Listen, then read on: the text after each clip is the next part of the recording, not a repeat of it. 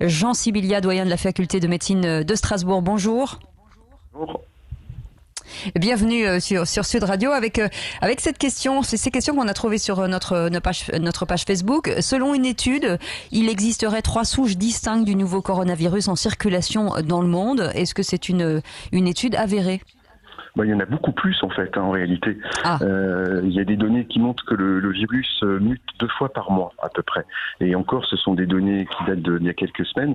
Donc probablement que, en fonction de la dissémination du virus, plus le virus est nombreux, puisque chaque fois qu'il passe chez un humain, il se multiplie par milliers et millions même.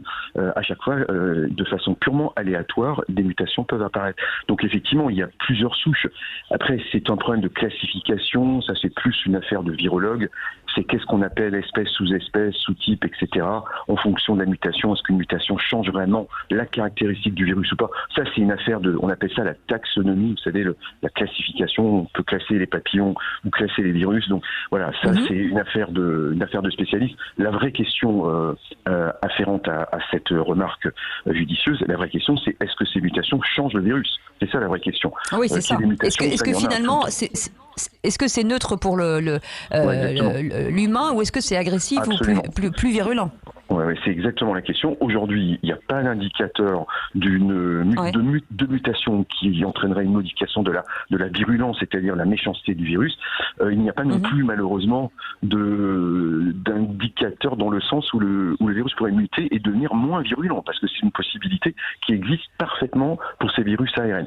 Il paraît, mais je n'ai pas vu de publication, mais c'est plus une indication qui traîne, et il faut toujours s'en méfier, que en Asie du Sud-Est aurait été observée une nouvelle souche avec des mutations qui auraient fait perdre un peu de virulence au virus. On peut aussi espérer que dans l'épidémie, on ait une évolution de ce type-là. C'est déjà arrivé, c'est des choses qui peuvent arriver, mais enfin, ne soyons pas trop optimistes quand même, mais c'est une hypothèse.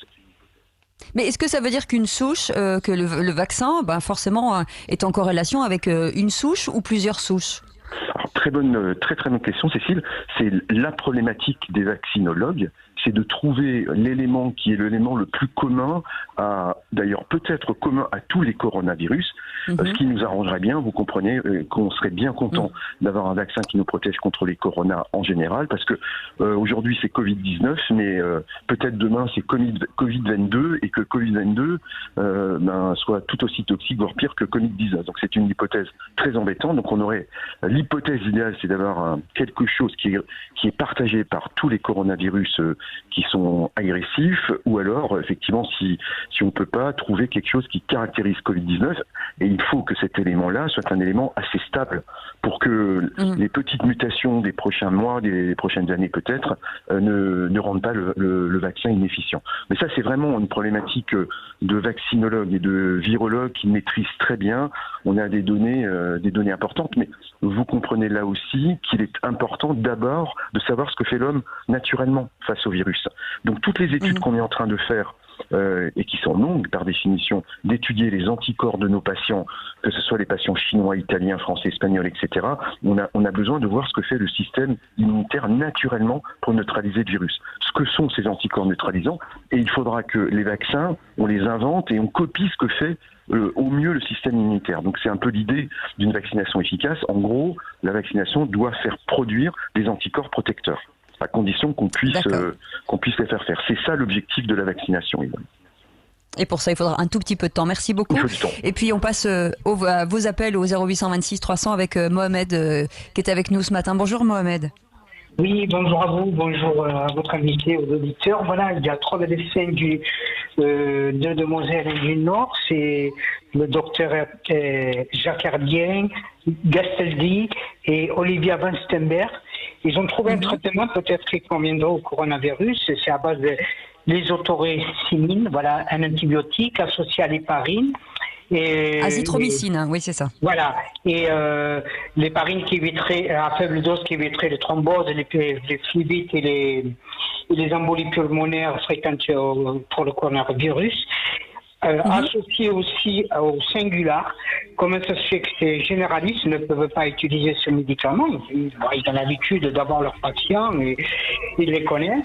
Et en plus, une deuxième question, on en est avec avec le DMP, dossier médical partagé, qu'on puisse un petit peu savoir rapidement le patient, qu'est-ce qu'il a comme maladie, qu'on puisse le prendre en charge le mieux possible. Merci Mohamed.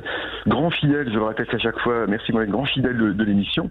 Posez toujours des questions, beaucoup de curiosité, une grande qualité, ça Mohamed, la curiosité. Alors, première question, je connais bien l'un des trois médecins, puisqu'il est proche de ma région, est médecin de Lorraine. L'un des trois, je les connais bien. J'ai lu ce qu'ils ont écrit, ce qu'ils disent est pertinent, mais déjà connu. Vous savez qu'on sait depuis plusieurs semaines maintenant qu'il y a effectivement un peu plus de coagulation anormale dans le Covid, des embolies pulmonaires, ce qu'on appelle une coagulopathie. En gros, c'est-à-dire que le sang coagule trop vite et que les patients font des complications, les veines qui se bouchent ou les artères qui se bougent. On le sait, et tous nos malades, quand ils arrivent à l'hôpital avec des signes modérés à sévères, voire des signes réanimatoires, tous nos malades sont anticoagulés. Donc de toute façon, ça se fait déjà. Tous nos malades ont des antibiotiques, donc ça se fait déjà. La question est de savoir lequel. Et là, vous savez qu'il y a toujours des recherches en cours. Est-ce qu'on utilise un antibiotique uniquement pour empêcher que après le virus arrive une bactérie, ce qui est quand même très embêtant, hein, parce que si vous avez le virus puis la bactérie, vous imaginez l'agression inflammatoire de notre système immunitaire. Le système risque de s'emballer encore plus. Ça a d'ailleurs été parfaitement démontré dans d'autres épidémies, comme celle de la grippe espagnole, hein, en 18, où les gens sont probablement plus morts de complications bactériennes, parce qu'à l'époque il n'y avait pas d'antibiotiques, il faut le rappeler, donc plus morts d'infections bactériennes peut-être que d'infections virales. Donc tous nos malades quasiment ont des antibiotiques, mais lesquels? Est-ce qu'il faut imaginer que l'azithromycine a une particularité antivirale, comme le dit l'équipe du professeur Raoult? Certainement, en tout cas dans les tubes à effet, c'est vrai, mais est-ce que ça a un vrai intérêt chez les patients quand ils sont infectés par le Covid? Donc on revient à la case départ, on revient à se poser toujours la même question. Oui, on a des arguments pour penser que tel ou tel médicament, antibiotique ou autre chose, a une efficacité. Ça, c'est la perception soit du chercheur dans le tube à essai, soit du médecin généraliste sur une intuition clinique. Vous voyez, le médecin généraliste l'utilise et il a l'impression que. Mais en médecine, on ne peut pas se contenter d'impression. Je le répète, on le dit avec beaucoup de bienveillance, beaucoup d'ouverture d'esprit. Il n'y a pas d'histoire de on veut pas, on veut. C'est pas notre problème. Un docteur, il veut pas, il veut toujours que le malade aille mieux. C'est ça son problème. C'est son seul souci. Ce qu'on veut, c'est ne pas faire de mal à son malade. Ça a été dit largement. Donc on veut que ces traitements pour lesquels on a des pistes, hein, que ce soit l'hydroxychloroquine, que ce soit l'azithromycine, ces médicaments, on doit les tester. Et vite, il ne faut pas les tester dans 2 ans, il faut les tester rapidement, et c'est possible. Il y a des méthodes qui permettent de le faire. C'est parti, il y a des choses qui sont parties, attendons les résultats, il faudra probablement plusieurs études, il faut croiser les données, hein, c'est comme dans la vie, une seule source ne suffit pas, on croisera les données et on aura à ce moment-là des choses, j'espère, positives, et tous nos médecins pourront les prescrire.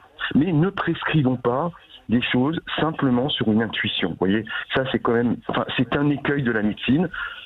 On a l'impression de faire au mieux, on veut soigner les gens, on veut les guérir, et on a l'impression, vous voyez, l'urgence de vouloir guérir les gens. Et exactement, c'est un peu la dynamique de ce que disait légitimement le professeur Raoult. On veut guérir les gens, on est là pour les soigner, oui, mais pas n'importe comment. Je crois qu'il faut, dans ces moments de crise, de tension, qu'on n'a jamais connu, il faut le dire, hein, dans les 50 dernières années, il faut avoir de la rigueur, il faut avoir de la réactivité, de la rigueur. En fait, c'est vraiment très important. Et il y a une excellente éditoriale. Alors je m'excuse d'utiliser un anglicisme parce que je suis un francophone convaincu, mais néanmoins, c'est bien dit dans l'éditorial, une très grande revue, qui dit qu'il faut bien jouer entre le doing et le learning, c'est-à-dire entre je fais tout de suite ou j'apprends d'abord. Et en fait, on doit combiner les deux, c'est-à-dire faire et ne pas attendre 2 ans, ça sera trop tard, mais aussi apprendre. Et donc, on doit avoir une sorte de nouvelle méthode, une doctrine de crise pour l'utilisation de ces médicaments. Je crois que ça, c'est une vraie réflexion. Je crois que nous, les experts, les scientifiques, les médecins, on est après ça. C'est qu'est-ce qu'on fait en temps de guerre, si on peut appeler ça un temps de guerre médicale, hein, biologique, qu'est-ce qu'on fait avec les médicaments qu'on connaît et qu'est-ce qu'on fait avec les médicaments qu'on ne connaît pas. Et on n'était pas prêt à ça, et je pense que ça explique, et c'est mon dernier mot là-dessus, parce que c'est un sujet vraiment passionné, hein, ce sujet-là, mais ça explique qu'on est tombé trop vite dans l'émotionnel et l'irrationnel. Vous voyez, la communication, d'ailleurs, on le voit, hein, communication, le professeur Raoult qui est un chercheur, un grand chercheur, hein, le président l'a rappelé ce matin, il n'y a pas de doute. Hein. Après, on peut discuter de sa notoriété, de ce qu'il a fait, etc. Ça, c'est un débat d'experts, on s'en fout. Mais c'est quelqu'un qui il sait de quoi il parle, mais il a porté le débat sur un terrain émotionnel, réactionnel, alors qu'il fallait le garder sur le terrain factuel de la science. Et c'est le principal reproche qu'on peut faire. Le reste, après, c'est vrai que on est tous là le pour temps soigner n'est pas les le malades. même pour tout le monde. Le temps n'est pas le même pour... C'est ça. Et puis un petit mot avec Mohamed qui nous appelle de Perpignan. Bonjour Mohamed. De Mustapha, pardon. Mustapha qui nous appelle de Toulouse. Pardon.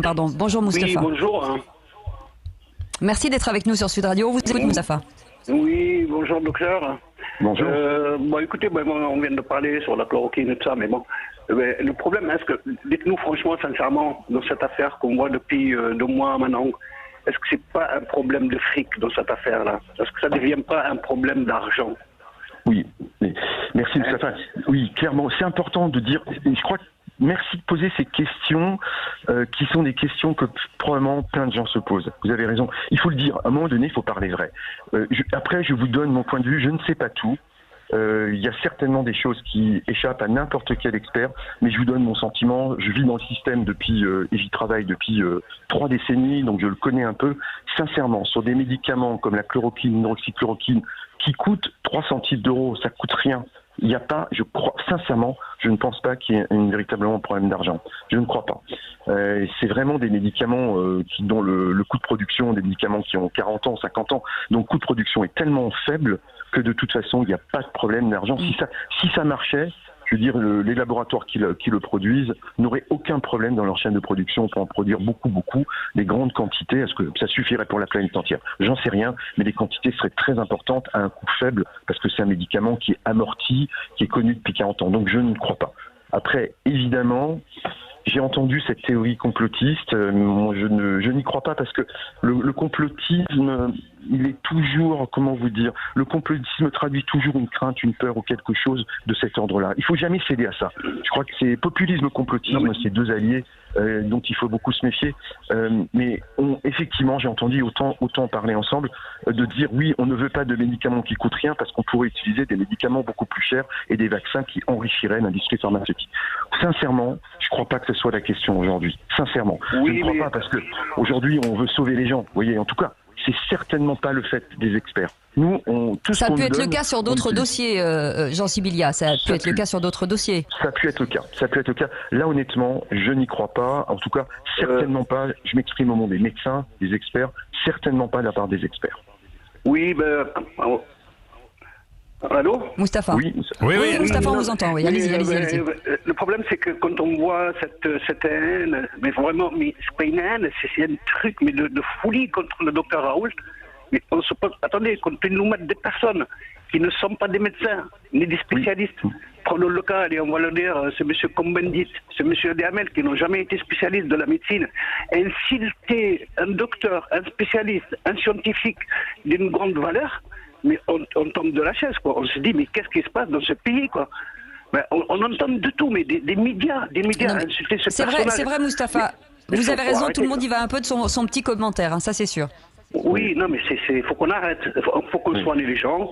Il faut qu'on attende les tests. Bon, les tests, on peut les attendre encore des mois et des mois et des mois. Bon, tout le monde sait qu'ils ne vont pas arriver, mais qu'ils ne nous racontent pas, qu'ils ne nous amènent pas des gens insulter des médecins, des grands médecins, quoi. C'est les médecins qui nous soignent, qui cherchent. On est d'accord, Moustapha. Moi, je partage votre point de vue. Je pense que il faut jamais se départir du respect et de la sagesse, une forme de sagesse.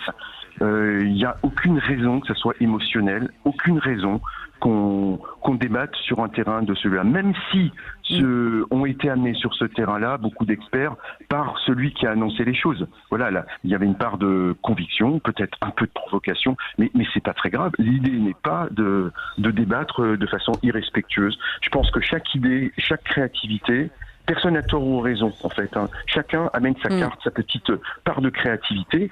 Si Didier Raoult a raison, c'est génial. S'il a tort, il aura eu tort. Je crois qu'il faut remettre, vous avez tout à fait raison.